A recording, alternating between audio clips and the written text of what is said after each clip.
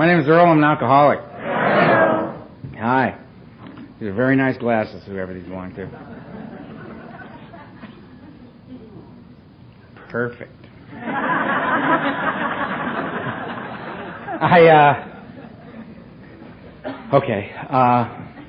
I want to thank the committee for asking me to come share. It's always an honor and a privilege to share at an event of this type.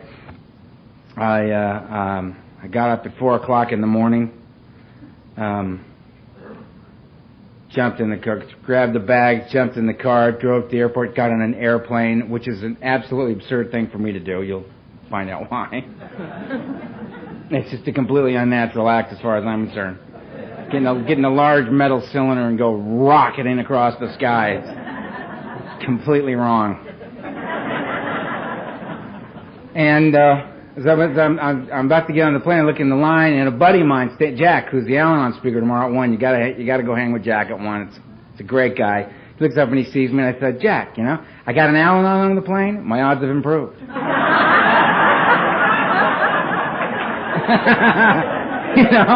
getting better. And Jack knows me, right? He's keeping an eye on me. Jack made me feel a lot safer. Get here, and I'm the kind of guy that, like, I get asked to speak somewhere, I find out when I'm supposed to be at the airport, on what date, and I get on the plane, I fly, I land. I have no idea what's going to happen. I'm completely unprepared. I'm just in the hands of Alcoholics Anonymous. And I get off the plane hoping there'll be somebody there with some kind of, Roundup T-shirt on, or, a big book in their hand, or something, and I get off the plane, and Suzanne was there, so right this way, in the car, to the hotel. Everything's been great. I've had a great time since I've been here, met a lot of great people, and I'm happy to be here. So, I think I covered all that stuff, right? So, I drank. But I got to tell you, I did not drink until I was 12.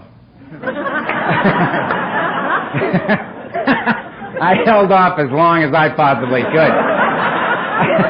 I had been restless, irritable, and discontented for some time prior to that first drink. And it was, I wasn't like this clairvoyant, kid. You know what I mean? I wasn't, just this troubled child realizing, what I need is a drink. I had no idea what I needed. I just knew that something was wrong. Something was just wrong. And it started when I was 4 years old. How long do I do this? How long am I up here? As long as I want. Thank you very much. That's how long I want. All right. 4 years old, I started sleepwalking, talking in my sleep. You stand at the foot of my parents' bed, talking to them in the middle of the night, scaring the hell out of my parents. And whenever I talked about what I needed to, I'd walk back to the house and get in bed, and they'd follow me, and they'd ask me questions, and I'd answer them, and it was all very bizarre. And they took me had a bunch of tests run on me, and the answer they came up with back in those days was every night before I go to sleep, they give me a big tablespoon of this liquid, and it would just knock me out, right? No more sleepwalking, no more problems. So I think very early in my life, I got the information that if things aren't going the way you want them to, take something. So I sort of filed that away for future reference, Went on into my life. 12 years old, I'm a strange kid, I'm quiet, but if you take your eyes off me, I'm gone, And they did a bunch of more tests on me, and they found that I had this very high IQ. I don't have it anymore, so I'm not bragging. That began to plummet around 16, right? But so my father decided, time for me to become a man. I'm 12 years old, I'm 5 feet tall, I'm 104 pounds. Yeah, man, right. Good thinking, Dad. And so I'd gotten accepted to this think tank of a boarding school for boys. There were 250 boys, ages 13 to 18, in this school. How I found out I was going to this school is my father came into my room and said, get in the car. Get in the car, drive. We get there, I get out of the car, he gets out of the car, nobody else gets out of the car. Puts the suitcase down next to me, shakes my hand, says, this will make a man out of you, got back in the car, and they all drove off. Welcome to higher learning, I'm like this paralyzed child standing there thinking, what the hell just happened, They knew me better than anybody in the world, and they just threw me away. What the hell did I do, you know? I mean, emotionally, it was a devastating experience. Intellectually, it was great. I mean, you know, the education I received was wonderful. It's held me in good stead to this very day. But you know, that's the facts, right? I've never really bothered with the facts a whole lot, you know what I mean? It's all about the feelings. How am I feeling? You know, and I felt bad. And they, you know, so this is bad. If I feel bad, this is bad, right? That's me. And I don't know why this is going on. I mean, I know I don't belong there. There's 250 boys from all over the earth. I mean, they've scoured the earth to find 250 of the brightest, most emotionally disturbed young men they can find. And they've thrown us all on this campus. It's like a Lord of the Flies in this place. You know what I mean? And everybody's 13 to 18. I'm the only non-teenager. I'm the youngest and the smallest kid in the whole school. I'm 12 years old. I'm 105 pounds. And 12 doesn't mean anything to anybody except a 12-year-old. Because what do you want to be? Teenager. Everybody there was one, not me. I lose. I just got here. I lose. You know, it's over. You know, it's all wrong. I'm calling home for 3 days saying, please, big mistake. Come get me, no harm, no foul. You know, talking to my mother, crying like a 12-year-old, right? My father, you can hear him in the background, right? Hang up. You know, Mom going, sorry. Like, I did that for 3 days, and it was like something broke inside me, and I said, you know what, you don't want me, I don't want you. And I turned my back on my family, and I pretty much never went back. And I began my path as, you know, like this lone child in the world. And I met Tiny. I had no tools for living. You know what I mean? I was a 12-year-old. 12-year-olds get told what to do from the minute you wake up till you go to bed at night. There's no, you know, nobody ever asked me, well, what do you feel like doing? They just said, go over there. Read that. Study for that. Clean that up. Go to bed. You know, eat that. Nobody ever asked me anything, right? So now I'm in this school and I'm running around. No tools for living, and I met Tiny. Every high school's got a guy named Tiny, right? He's like 6'4", 240. Plays guard on the football team, right? I didn't find him, he found me. And he came up to me and he goes, how you doing, punk? And he slapped me in the back of the head and sent me and my books flying, right? I have no tools for this, right? I've never met anybody this big, you know, that was assaulting me, right? So I had this like out-of-body experience. So I walked up to Tiny and I hit him as hard as I possibly could, you know? Just laid one on Tiny, and this had no effect on Tiny whatsoever. So I'm standing there, and, you know, I can't, the sun's gone, you know what I mean? It's like Tiny, right? And Tiny looks down at me and he goes, you know, kid, you got a lot of guts. And he beat the crap out of me. And as I'm taking this beating, I'm thinking, this is going pretty good. You know, because the fact is, I'm absolutely terrified of this guy, right? I'm in a place of fear I didn't know existed as I'm taking this beating. I know how to take a beating. I've taken those before at home, you know. But Tiny had said, you got a lot of guts. So my violence had masked my fear. The fact that I attacked him, he figured I wasn't afraid of him at all, which could have been further from the truth, but that was the impression he got. My first tool for living was, when frightened, attack. Because it masks the fact that you're afraid. No one will know you're afraid if you're just attacking all the time. Which is what I began to do. And I went back to my dorm room, and I'm hanging out in my room waiting for the bleeding to stop. You know, I got knots on my head. You know, my world's just caving in, you know. And word spread across this campus in like 30 minutes. Watch out for that little Hightower kid. He's a maniac. He attacked Tiny, right? Which is making things even worse, you know, because now I got this reputation that's got absolutely nothing to do with who I am. I'm now known as that little maniac. The fact is, I'm just a frightened child, right? So the cool guys come swinging around, and Matt swung by my room, and this guy named Matt. And Matt swung by, and he stuck his head in my room, and he went, hey, you want to smoke a joint? And I said, well, yeah, I do. And I had absolutely no idea what he was talking about. And I had no idea what that meant. All I heard was, you want to hook up with us? The answer was, yeah. I mean, he could have said, look, we're going to go kill the Spanish teacher. You want to come? I'm with you, man. Let's go. I'll hold him, you hit him. I was crazy, alone, you know. And we swung by and we picked up Steve, and Steve had a Tupperware container full of cheap red wine. I mean, cheap red wine, you know what I mean? No grapes involved. You know, that fortified stuff, you know what I mean? And which I grew to love, by the way. And we went behind the dorm with 2 13-year-olds and a 12-year-old standing behind a dormitory. 3 children standing there. No idea what we're doing. Matt fires up the joint. He just did what you do, you know, and he handed it to me, and I did what he did, and that burns, and that's weird. I don't understand that at all, you know. And then, you know, here comes the wine. I took a pull on the wine. Well, that burns in a whole other way. That's, you know, that's completely unpleasant, that thing.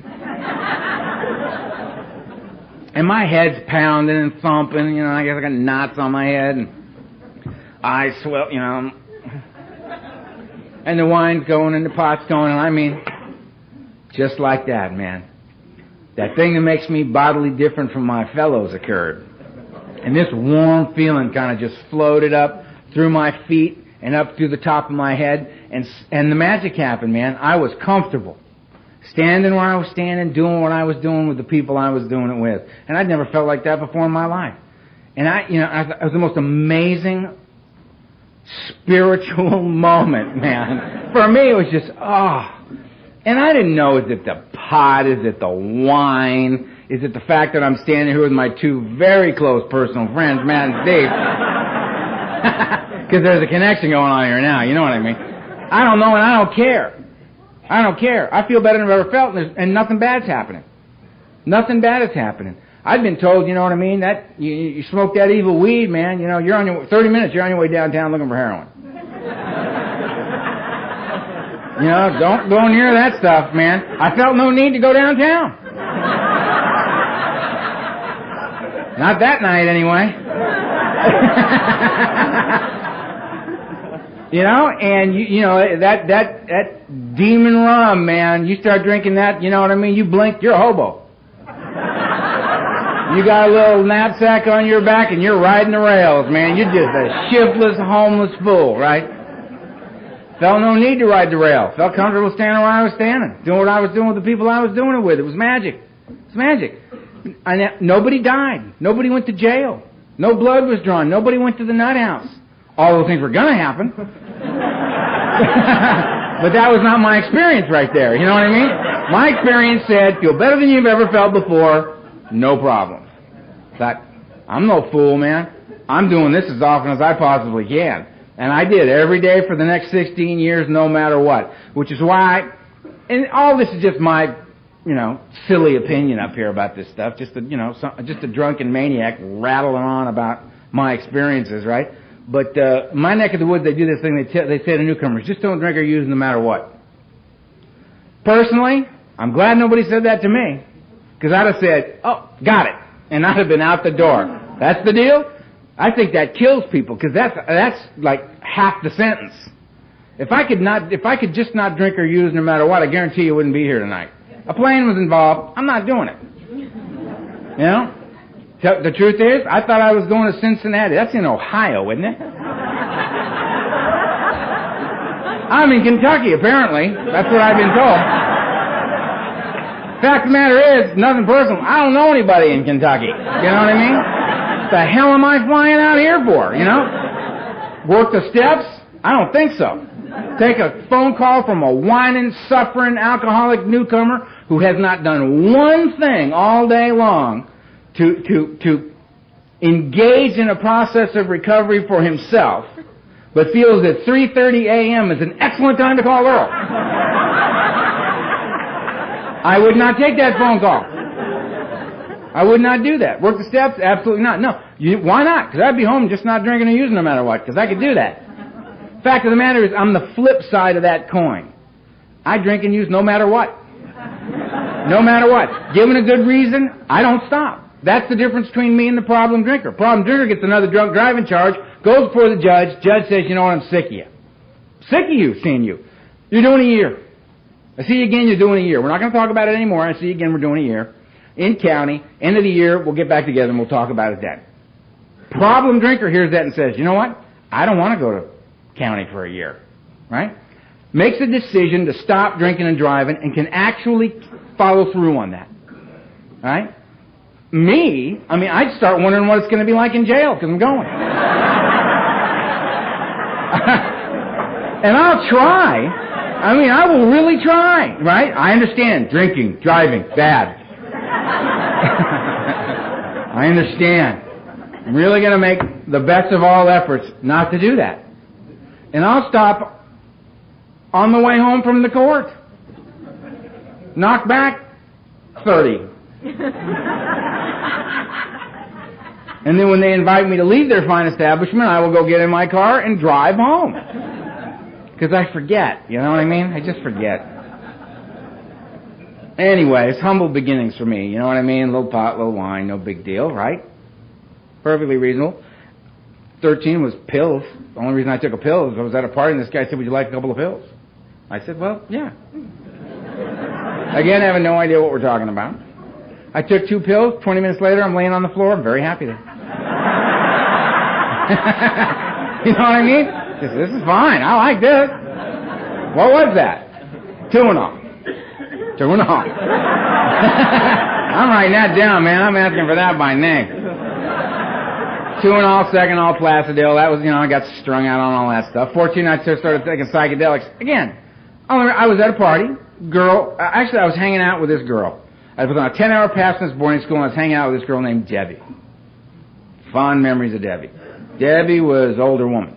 Debbie was 15 and a half. She was also a bad girl. Man, Debbie, such respect for Debbie, man. I got respect for Debbie, man. Debbie said, you want some acid? I said, okay. And she handed me this, she had a lipstick tube, that women carry, and opened it up and spun the lipstick up, and there's a little pill on the end of it.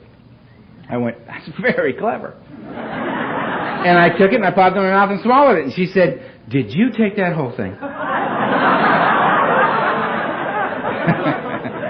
Again, me being an idiot, right? I have no idea what's going on. And I said, well, yeah, I did. It was very small. It was very small. And I used these horse caps, And she said, that was 3 hits of wild lightning. Right? A woman over here just went, oh. That's not good. Well, anyway, the next 2 days were very interesting. I remember, you know how you remember parts of it, but it's just all weird. You don't know what really happened and what didn't. But I remember we were in a market pretending we were married. And I had the card and I looked at her and I said, do we have any children? And she said, yes, we have 2. And I said, then we're going to need these diapers right here. And then I kind of just phased back out. And to this day, I go to a market, I have a list. You know what I mean? I don't just idly go into one of those places, man. They freak me out. The lights and the rows and everything's perfect, And there's so many decisions to be made there, And these are the things that I think normal people take for granted, you know what I mean? We get it all taken away from us, so we got to piece it back together one little bit at a time. You've been in the market and you go around the corner, there's an abandoned cart, right? I understand that guy. I understand that. You know what I mean? I see a car like that, I just go, I know, I understand, man. A lot of decisions, got a little overwhelmed, got to do it, got to come back later. 15, I started shooting dope. Only reason I did that was I was on a boat in Marina Del Rey, California, and a woman came up to me and said, would you like me to stick this in your body? I said, yes, I would. And she did, and it was one of those where you just went, it was a good one, man, it was a good one. Just that, and all I remember thinking on the way down was, oh, yeah. Man, if I'm dying now, fine. That was great.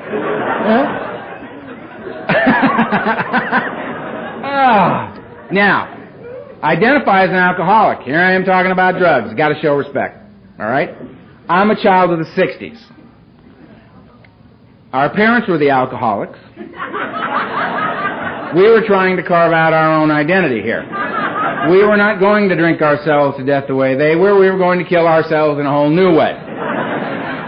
But here's the facts. Only real information I have about my life is a result of having gotten sober, stayed that way a while, done my inventory work, and looked back on my life with some kind of sane perspective. All right? And what I know is this. My drug of choice is, what do you got? It's all anti-Earl medication to me, man. You know, if I can get enough of what you got in my body, I can kill the fear and be in the world. That's all. I drank because I loved the effect that was produced by alcohol. The same was true for other substances.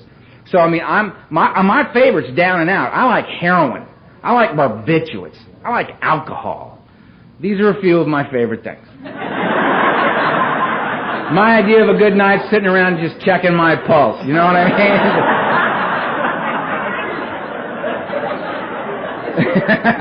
That's my idea. But you don't have any of those? I'll take a great big bag of the cocaine, please. I'm sure. I'll sit around all night listening to the air around my head, you know. Driving down the freeway, decoding license plates, you know, just psychotic. Sure. The plan. Because for me, it's not about going down or going up. It's about I got to get out of right here, right now. Because right here, right now, I'm self-centered and I'm frightened. Right here, right now, I'm comparing my insides to your outsides and I'm losing every time. I got to get out of here. Up or down, prefer. Can't? Up, fine. Let's go. We got to make a move, right? So the drugs would come and go. Whatever was on, you know what I mean? I wasn't a specialist, you know what I mean? It was, you know, give me some, you know? And they would come and go. I mean, it was heroin one day, barbiturates the next, cocaine this day, but you know what I mean? All this stuff. There's only one thing that was on the table every single day. And that was alcohol. Alcohol was on the table every single day. And I believe the reason for that, again, just my opinion, I believe the reason for that is drugs are completely unreliable. You know? There's no quality control going on out there. You know what I mean? You don't know what you got till you get it in your body. You know what I mean? Because I never went to the dealer and said, excuse me, you know, I'll take some of that cocaine. And never once did he say to me, you know, Earl, it's not really that good this week. You know, come back next week, we'll have something a little better for you. They don't say that. They say, yeah, watch out for this, man. You may need to cut that again, right? You know, be careful now. Powerful, very powerful, right? Get home and it's salt. Right? You go get a fifth of Jack Daniels. You go get a quart of good gin. You know what you got here. This is reliable stuff. You can count on this stuff. And by the time I was 16 years old, people were referring to me as an alcoholic. And my response was, what's your point? Yeah, I am. I'm an alcoholic and a drug addict at 16 years of age, and I know it. It's clear to anybody who comes in contact with me at this early point in my life. Right? I got to have a bottle. I got to have a bottle. And whatever else happens is whatever else happens. I do so much cocaine I can't get my mouth open anymore. You know, and it's 7:30, the party just started, and I've completely overshot the mark one more time. Not a problem. I suck enough gin through my teeth, I'll loosen up and I can go on with the party. No problem. Not enough heroin to get you to that cool, quiet, just heart and lungs working place. That's my favorite place ever, right? No. Just start sucking on that Jack Daniels bottle, man. He'll get you the rest of the way. He'll get you where you need to be. Because booze is reliable. So that's why, for me, in the end, for me, it was all about drinking. It was 3 or 4 grams of cocaine a day, only to keep me on my feet so that I could drink the way I needed to drink. It was not about getting high. It was about stay up because you need more, right? Get that alcohol in. All the rest of it was just a complete waste of my time. You know, we weren't playing anymore. You know what I mean? That last 6 years was nasty. 16, I went to my first mental institution. Dropped out of high school. Father decided I was insane.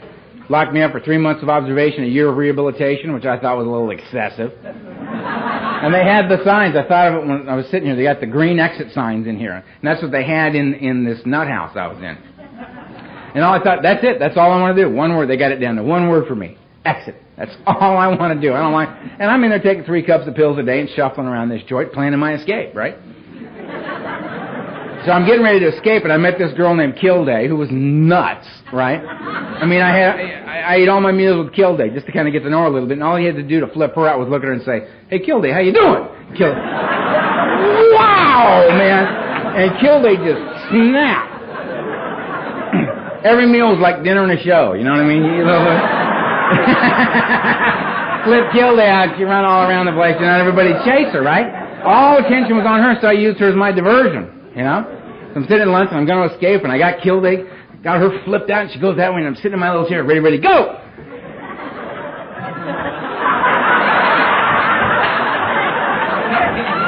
know what I mean? And I'm hauling ass, you know? That's all I got. You know, and you're like, your brain works fine, you know, but first time in weeks you try to make a move and it ain't there. And it's like demoralizing, because out of the nurse's station you hear over the intercom, Ed, when you got a minute, you want to grab Earl? He's making a break for the door. You know, and Ed's in the stairs eating a sandwich, going, yeah, I'll get him in a minute. He ain't going nowhere. That's in no hurry. And you're over there, you know, and like a normal person would just go, you know, bummer, man, just go sit down. You know, they're going to take you back to your room with no doorknob. It's over, right? Me, I was working. Till Ed came and got me. Oh, let's just turn it this way, partner. Damn. Right? This is, you know, I mean, what we're getting a glimpse of here is my best thinking. You know? This is my best thinking. You know? Mr. High IQ. Yeah. The next time I got thrown in a nut house, I escaped the first day. Because I'd learned, you know, my tools for living were drugs, alcohol, violence, and run. And now, because I'd been thrown in the nut house, I realized my fifth tool for living was, if you're going to get thrown in the nut house, you got to get out before they get the Thorazine. Because if you don't, you're leaving when they say. So I'm in the intake process of my second insane asylum, you know, and I'm sitting there going, yeah, it's very, very bad. It's very, very bad. I'm really glad we got here. You know what I mean? I really need a lot of help. Hey, look at that. You know? And I'm moving this time. You know what I mean? And I'm running. The whistles are going. And I got a guy chasing me. And I'm out on the back lawn. And I'm heading for this 12-foot ivy-covered chain link fence. And at this point in my life, I'm like 17. I'm an alcoholic. I'm a drug addict. I'm a high school dropout. I'm at any moment, hopefully, an escaped mental patient. This is like my resume, you know what I mean? This is what I have to say to myself. And I'm thinking if I make that fence, I don't have any problems. Because I'll be drunk in 20 minutes. Because I'm the opposite of everybody else. I drink and use no matter what. I got lots of things that have shown up in my life by age 17 that say it is not working. Your life is just spiraling downward at an alarming rate. And it's all clearly, directly attributable to drinking. And my answer to that was, but that's like saying to me, stop breathing. This is how I get out of bed. This is how I take a shower. This is how I get dressed. This is how I go out into the world. This is how I listen and talk to other human beings. This is how I drive. This is how I look at the world. I look at it with this filter on. Because I can't take it when you take the filter away. It's too bright, it's too intense, it's too emotional, I can't deal with it. Got to have my filter on at all times. So I hit the streets. I did 3 years out on the street doing what you do to stay loaded on a daily basis. I thought it was like me and Jack Kerouac, you know, on the road, you know, and it wasn't like that. It was, you know, I had it very romanticized in my head, but it was a pretty brutal way of life. Met this woman, we talked at a party for 20 minutes and went well, so we were in love. Through a series of weird circumstances, I went on an interview and I got accepted to a good business college in Northern California, right? I'm a high school dropout. I don't even have a high school diploma. I just got accepted to college. I go back to my father and I say, I got accepted to business school. Don't ask. Give me a year's tuition and I'll leave town. He said, beautiful. Hit me with a check. Me and this woman piled all our belongings and 8 pounds of hash in the back of this truck and drove to Northern California for higher learning, you know. She got a straight job. I became a drug dealer, and I had no problems becoming a drug dealer because I had, at this point in my life, I'm 19 years old. I've got no sense of family. I've got no sense of community. I've got no ethics. I've got no morals. I'm just this loose cannon out there, this wounded animal, drinking and using from the minute I get up till I pass out every night, just trying to find a way to be in the world. So I'm in business. I'm studying marketing, production, distribution. And I'm applying it to my business. Business is booming. I think this is all great. She's got the straight job where she's the using's getting a little out of hand for her. She's saying stuff like, I'm too high, which is a completely ridiculous thing to say. I mean, if you can say it, it's not true, right? So we're back to L.A., and I got to drink the way I needed to up there, right? And we kept the ball rolling. 21 years old, I get diagnosed to have malignant cancer. Fly back to L.A., they do major surgery on my upper back. They tell my family I'm going to die. They prepare me to die. And I just look at them and say to them, you know, you don't even know who you're talking to. You know, the way I'm using that comes up like twice a week, you know. You're going to die. Yeah, I'm going to die. Ain't we all, you know? And so I did that, and I went into the nuclear medicine program. I didn't like the drugs they had, so I went home and got loaded the way I get loaded. I just blew off the nuclear medicine thing, and I beat the cancer thing. I've been a long-term cancer survivor. I've been cancer-free a long time. And back to school. I mean, just, you know what I mean? That was just kind of like this little side trip. It just didn't mean anything to me. And I go back up north, and I got an early acceptance to USC Law School. Editor-in-chief of my college newspaper. I'm writing inflammatory political articles on a weekly basis. They're threatening to expel me, every day, And I'm citing my rights, and, you know what I mean? And I'm just drunk and loaded, and they don't, I got hair out like this, you know what I mean? They're just looking at me like, Jesus, what have we created here? This went sideways years ago. My mother calls me and says, look, we haven't been anywhere as a family in 10 years. We got to put this family back together. We'll go anywhere you want to go. Let's just go as a family. Begging me, crying, using all the mother tricks, And I said, fine. And on my birthday, November 7th, I flew back to L.A., and we took off to fly to Guadalajara on my birthday, and on the way there, the plane crashed. And my mother, my father, my little sister all died in the crash, and I didn't. And I woke up on this mountain in Mexico, and my skull was fractured, my back was broken in 3 places, and my leg was crushed, and my arm was crushed. I was paralyzed from the waist down, and I was awake. And my mother was laying right over there, my little sister Kimberly was right there, and my father was right over there. And I couldn't move. The only thing I moved was my right arm. I couldn't move. I couldn't help them. I couldn't get to them. And I watched them all bleed to death right in front of me. And I had this conversation with God, and I said, you know what? Anybody that would take a kind, loving, gentle, poetic little creature like my little sister Kimberly and leave a lying, cheating, thieving, dope fiend alcoholic like me on the planet, I have no use for a God of this type, and I renounce God. And then some guys came up on the mountain, and they scavenged the plane wreck, and they came up to me, and I could get my wallet out, and I just wanted them to know my name, because I knew I was dying. And they took my wallet, took the money out of it, and threw my wallet back on my chest, and went on through the wreck and got what they could get, and went back down the mountain and left me up there to die. So I renounced God, and I renounced any association with you as well.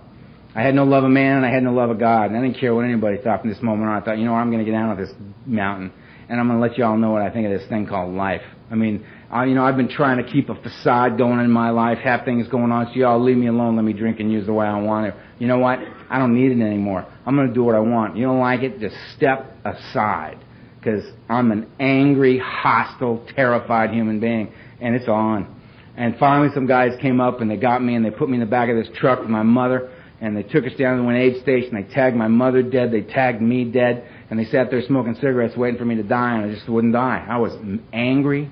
And finally they took me to a hospital, and then they found out my name, and that meant the federales had to show up, so the federales interrogated me through an interpreter for the next 3.5 days and wouldn't give me anything for pain. They wanted to know what I was doing back in Mexico, which is a story we don't need to get into here. And it was ugly, man. It was just ugly. And I called a buddy of mine that I was associated with in Northern California, who called a family in Mexico City, who flew in the plane, who, greased a few palms, and they plastered me from the neck down and smuggled me out of Mexico back into the States. I spent a long time in a hospital in Southern California. They told me I probably have a withered left hand, I might be blind in my left eye, and I may or may not be walking. And I remember, again, looking at him thinking, you don't have any idea who you're talking to, man.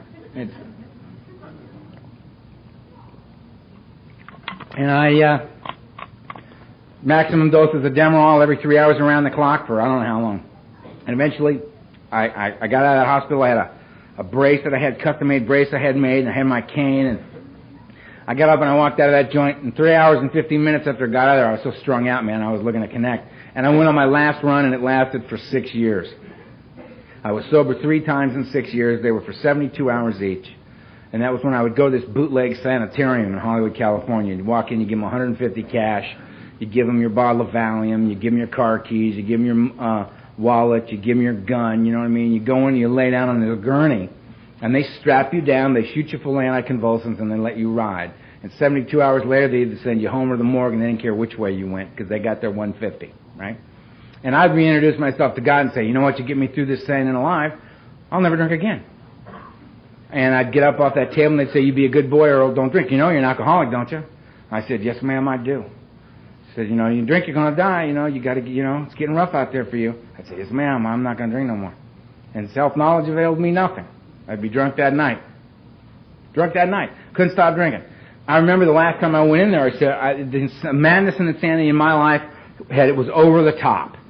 And I remember, I meant it with every fiber of my being. I said, I cannot drink another day. I cannot drink anymore. Nothing good happened in years.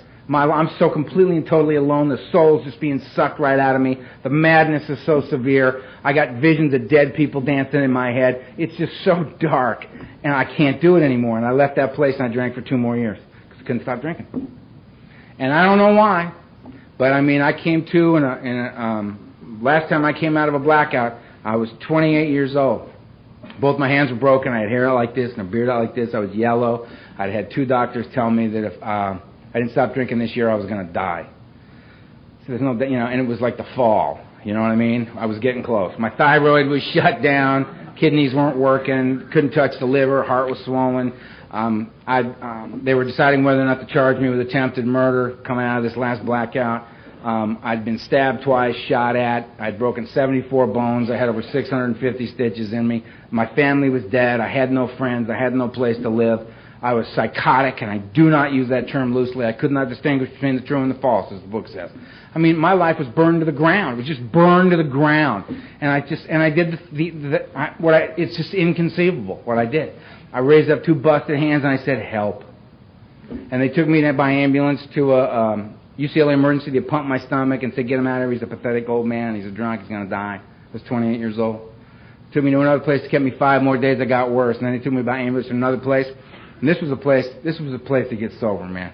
This was an old Air Force hangar, Long Beach General Hospital, under the care of this lady named Dr. Vicki Fox. She was a real pioneer. She was, we ever start having AA saints, her name's going to be in the basket, let me tell you. Helped an incredible number of people. And it was 42 cots in one room, 21 cots on each side of the bed with sheets drawn between them. And you went in there, and if you threw a seizure like me, convulsions, but that's all you got. You kicked like a dog, and it was free. And how you earned your cot was you stayed and you faced your kick. And you listened to your body tell you what it thought about what you'd been doing to it. And you went insane. And 42 guys in one room doing this. You didn't sleep a wink, right? Because at any moment, somebody's snapping, somebody's losing, somebody's pitching up out of that cot, and flopping around on the floor, and we're all yelling, we got another one! We're all shaking, going over there trying to help that guy, Nuts. And I left there and they said, you don't want to die, you better go to Alcoholics Anonymous. And I said, okay. Got out of that place, came back up into L.A. For that Friday night, I went into the basement of a church on 8:30. Hair out like that, mad dogging everybody that looked at me. Do not come up to me. Do not. Because if you come up to me, we're going to have a problem. That was the vibe I was throwing out. It's not going to go well. I see you talking to each other. We'll just keep it over there because I'm insane. And us frightened, us terrified people, we're dangerous. You corner us like that. Don't come at me all smiling with your hand out. Because I might get hurt. It's not you're going to get hurt because I'm like glass, man. I'm like glass. None of my tools for living work anymore. You come up and shake my hand, you're going to ask me a question I can't answer, like, how you doing? I don't know. What's going on? Beats me, man. I don't know what's going on. I'll just shatter, right? But every meeting's got a new guy. And all that he saw was other new guy. And he came up, he said, hi, Vegas, I'm an alcoholic. And I said, so what? Ain't exactly the highlight of my life. I don't know what you're so happy about. Get away from me. And he looked at me and said, keep coming back. I thought, oh, beautiful. Keep coming back. Powerful, brother. Powerful. Right? I'm sure when I'm home pacing, waiting to get that hour of sleep I've been getting lately every night, right? And I'm losing it. I'm sure that keep coming back thing's going to come in real handy. Thank you.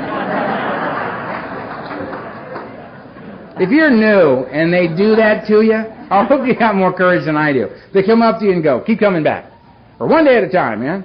Or my personal favorite, hey, just turn it over.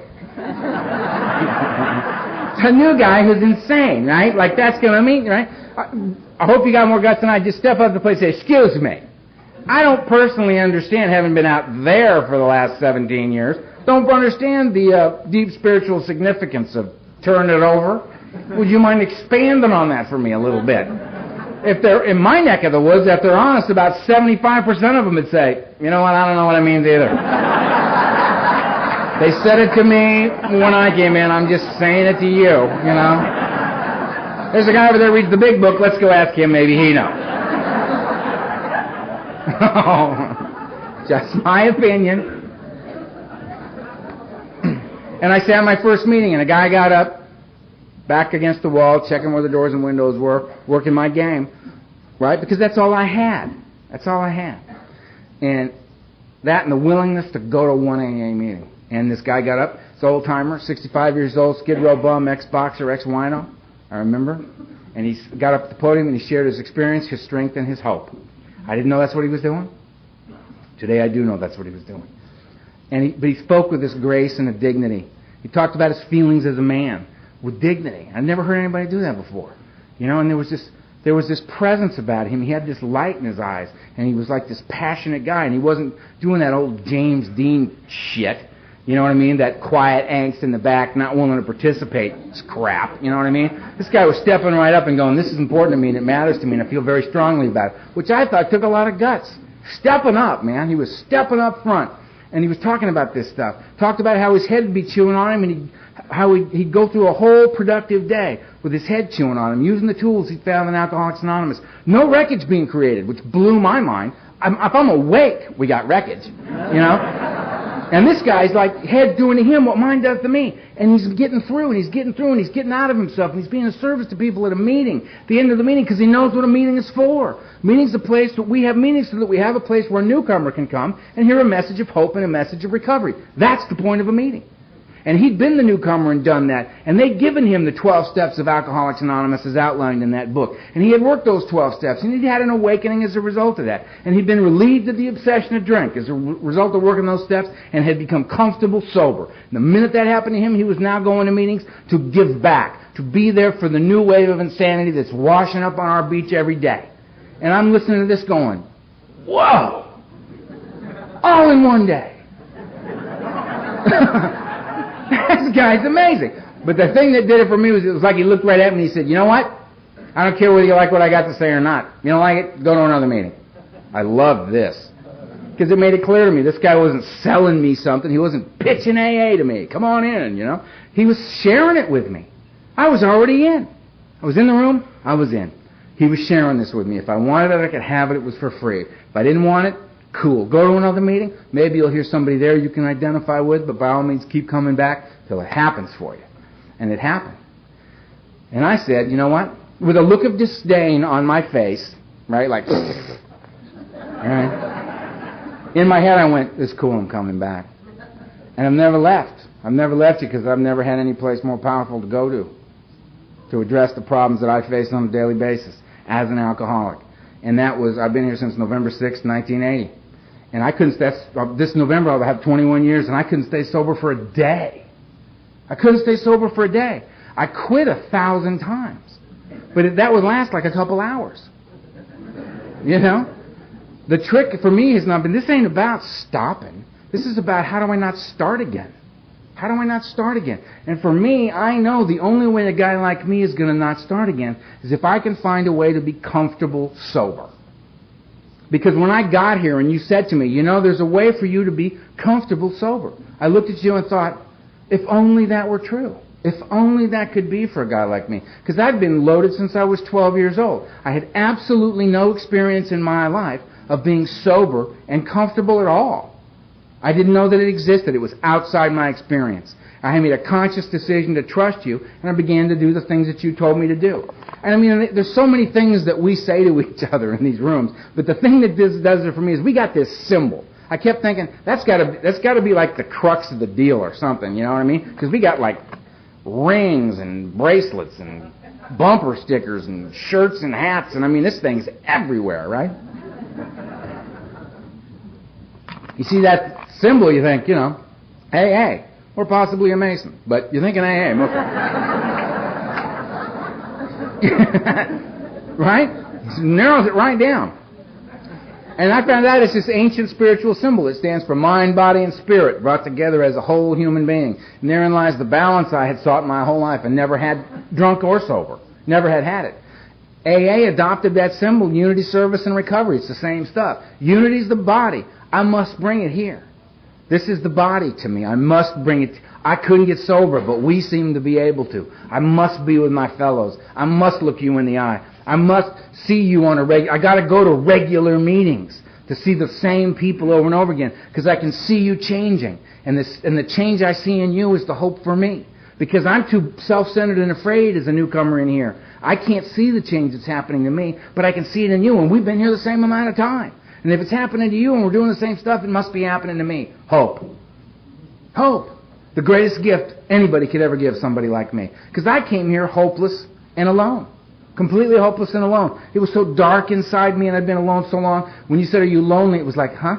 You know, when you've been lonely forever, it's not lonely anymore. It's just where you are. It's not in relation to anything else, because that's all it's been. You know? So the unity of the body, I got to bring it here. I must be with you. Recovery's of the mind for me, the greater aspect of this disease. Right? The obsession of drink. And the book tells me that the persistence of this illusion, this belief in a lie that I can drink like a normal man, that it is in any way the answer to any problem I may ever have, is astonishing.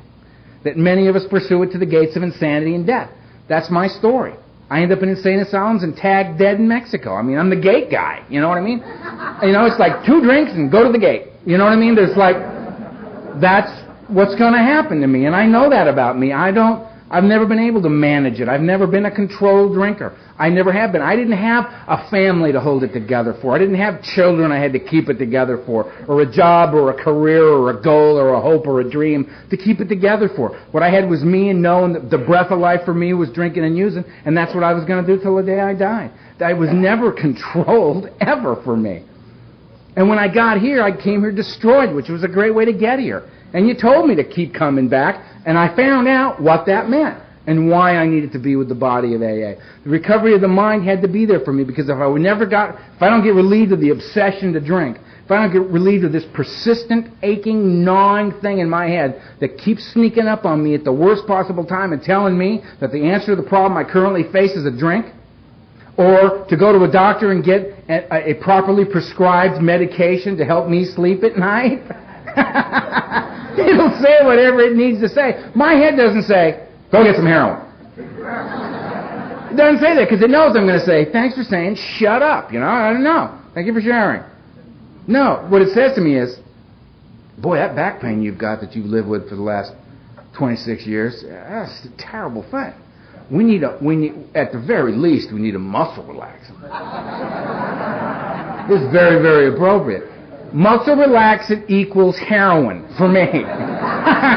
I'm on my way. It's like the guy I was talking to, a guy I know who's got 30 years sober. He was a young, successful actor in New York. He and another guy, they were working on Broadway, and they were trying to get sober. They were in AA, drunk, in AA, drunk, in AA. And one day they just had a terrible, hard, stressful day, and they just said, screw it, we're going to go drink. And they went to their favorite bar, us outside the Broadway theater, and there's their, you know, it's so romantic, you know what I mean? And there's the beautiful burled wood bar, and there's Tommy the bartender behind the bar, right, their favorite bartender. And the guy I know walks up to him and he slaps him on the shoulder and he says, Tommy, 2 double scotches and call the police. Because he knows, you know? He knows. He can't do anything about it, because self-knowledge didn't avail him anything either, you know? Eventually got sober. He's got 30 years now, and he's a remarkable human being. He's got what I want. Light beams coming out of his head. You know what I mean? Guy's lit up. Want that buzz, right? But to get relieved of the obsession, what do I got to do? So I can get comfortable sober. I got to work 12 steps. That's what they're for. Step 1 is, what's the problem? Lack of power is my dilemma. Maybe we're able to do other stuff pretty well, but when it comes to the question of drinking, powerless, man. If lack of power is my problem, what's my solution? Step 2, a power greater than me that could restore me to sanity, soundness of mind, relieve me of the obsession to drink. Cool. I know what my problem and my solution are. Now what should I do? Well, better make a decision to do something about it. It's a program of action. Okay. 3rd step. Get down on my knees. Turn my will and my life over to the care of a God I do not understand. In my case. I tried to wrap my head around infinity. It just won't go all the way around. I did a lot of psychedelics, man. I can get way out there. But I just get as far as I can get, scare the hell out of myself, and come snapping back in, you know. I'll leave that to God. You know? That was another one for you. That one freaks me out. Right? Turn my will in my life. Get back up on the couch and embark upon a immediate plan of action. What's the action plan? 4 through 9. 4 and 5 is me. 6 and 7 is God. And 8 and 9 is you. Nobody else to play with. 4 and 5, I swallow large chunks of truth about myself. And I admit these things before God to another human being.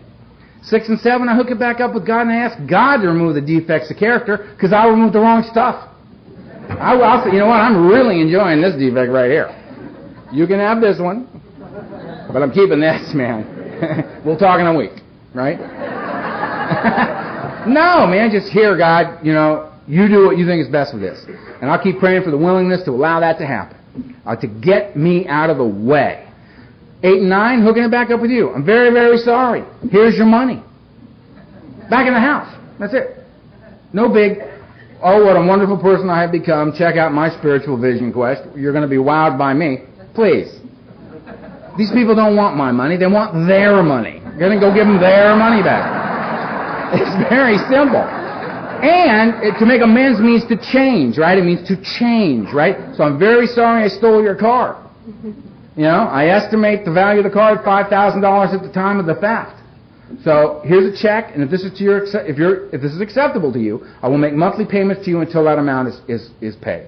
And I will not go steal your car and sell it to pay you for the car I stole from you. You know that?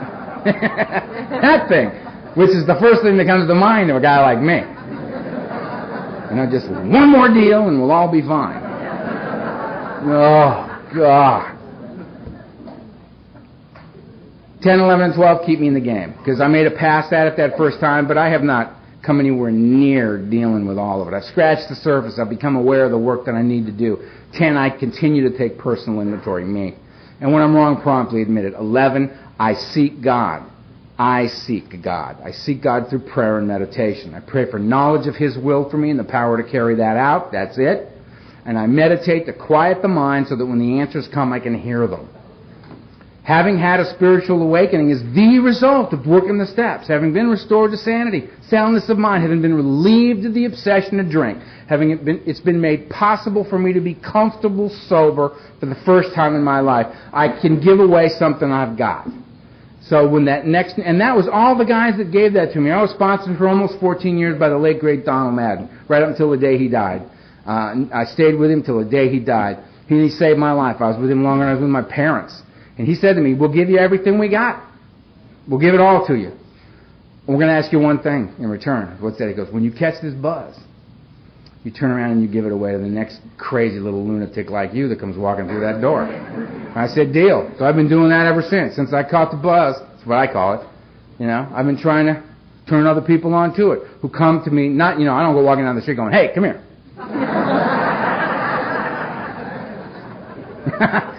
You know, some guy walks up to me in a meeting and goes, I want to talk to you. I say, sure.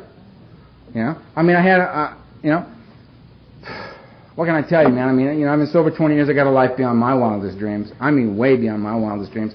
I'm doing all the stuff I swore on that mountain in Mexico I'd never do again. I swore I'd never ever love another human being again as long as I live, and I'd never ever tell you who I was. There's no way you're going to love me. I'm out. I'm out. And I'm not out. I mean, this thing goes so far past not drinking and using, it's a mind blower. It's a design for living. You get rebuilt in here. What you get introduced to here is you, the real you, the truth about yourself. And it's always much more delightful an experience than we imagine it would be. When that came up that mountain, I knew I suffered from survivor's guilt. I lived, they died, I had no right to be alive. Every morning I would wake up and think to myself, you're worthless. You have no right to be here. What right do you have to be breathing in and out? So I could have no joy. I could have no peace. I could have nothing. You know, I suffered from such post-traumatic stress. It was unbelievable, man. Can I have some water? Oh, that's right there. Thank you. Magic. I was coming unglued. It's a great place to come unglued. I mean, I can't fly in airplanes. No way. Plane goes bump. My head goes right to core primal stuff. Fight or flight. And on an airplane, you got nowhere to run and you got nobody to fight. You just have to sit there while your brain throws pictures and images, carnage up in your head to try to get you to do something about this, right? And I get on planes all the time. All the time. I fly about 100,000 miles a year. And I do it for one thing. I do it for Alcoholics Anonymous. And the good news is that I get to prove to myself on a regular basis I'm willing to go to any lengths to stay sober. You know? It's emotional tonight. It's emotional because right naturally, God did it to me again. I'm out there before the thing, right? And I'm just so exhausted, I don't even care. I've been up since 4 o'clock in the morning. It's just like, whatever, you know what I mean? We'll all stay sober. We'll all get drunk. Let's see. You know what I mean? I'm just, there. And this guy walks up, and we start talking, and he was in a plane crash 6 years ago. And he'd heard my tape.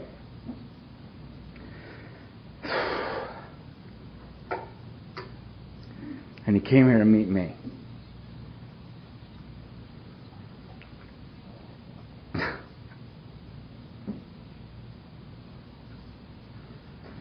Guys like me don't get to have lives like the one I'm having. We don't get to feel a sense of purpose, of value, that we can in some way contribute, I cause problems. I hurt people. I take advantage. I break things, and then I die, Not here.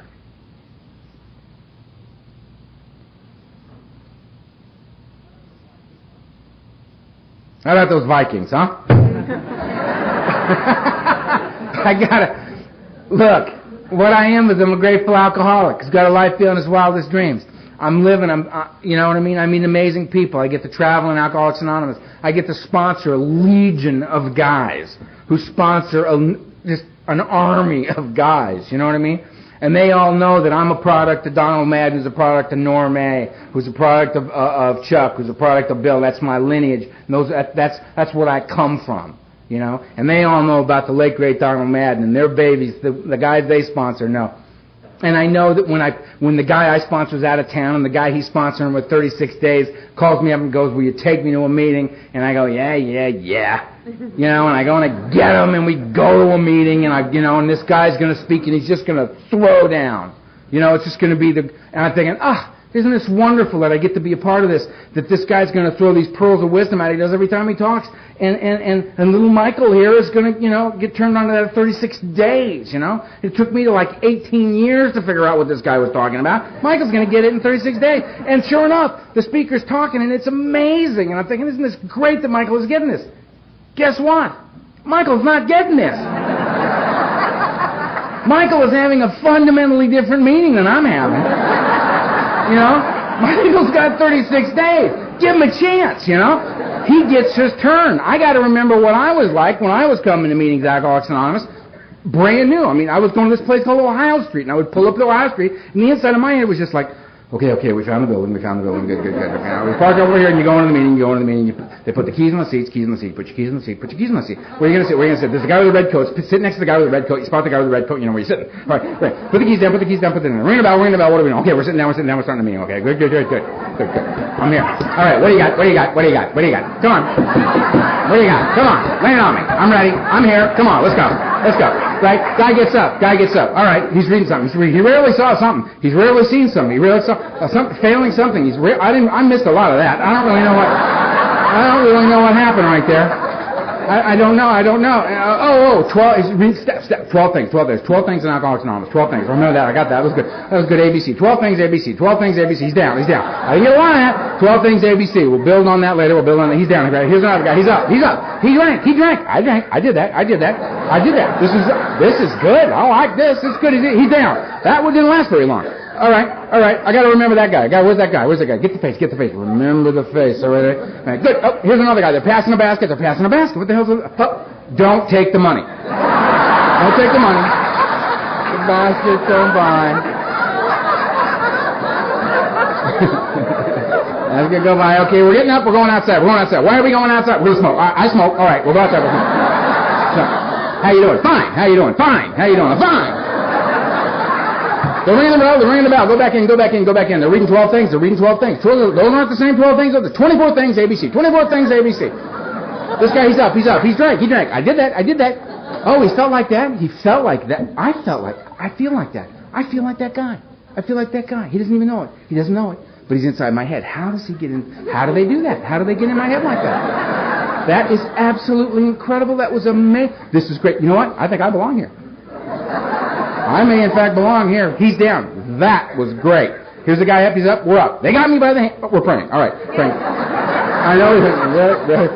And I would leave the meeting, and somebody would say, "What do you think of the meeting?" I'd say, "It's a great meeting." And I'd go, "Oh, you know what I mean? Just a little bit. I mean, I went to a meeting and I won. I was victorious, man. I was going to bed sober. One more day. I win. Didn't matter the wreckage of the bill collectors and, the old warrants and all this.